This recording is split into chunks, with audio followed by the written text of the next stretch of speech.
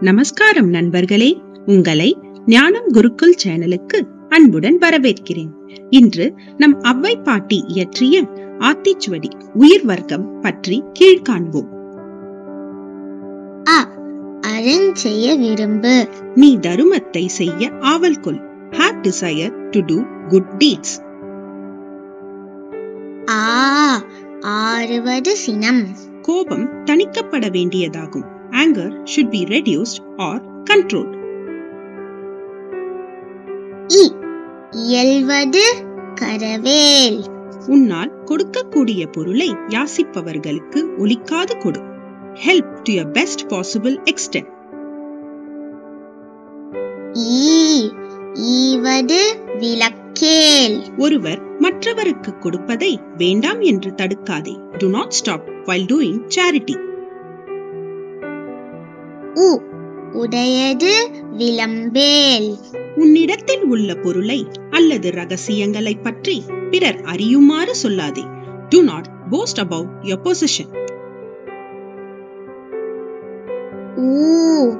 ஊக்கமது கைவிடேல், எப்பொழுதும் முயற்சியை கைவிடக்கூடாது. Do not give up hope or self-confidence. என் எழுத்து இகழேல், கணித இலக்கண நூல்களை தினமும் தவறாமல் நன்கு கற்க வேண்டும். Do not underestimate the power of learning. ஏற்பது இகழ்ச்சி, இறந்து வாழ்வது இழிவானது, அதனால் யாசிக்க கூடாது. To accept charity is a shameful act. ஐயமிட்டு உண், கேட்பவருக்கு கொடுத்து உண்ண வேண்டும். Before eating, share food with those who need. ஒப்புரவு ஒழுக்கு, உலக நடையை அறிந்து கொண்டு அத்தோடு பொருந்துமாறு நடந்து கொள். Act with high moral standards.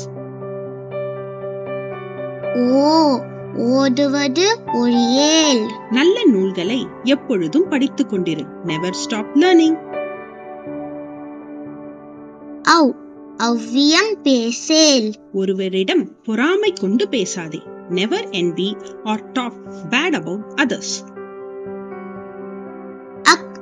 அக்கண் சுருக்கேல், அதிக லாபத்துக்காக தானியங்களை குறைத்து அளந்து விற்காதே.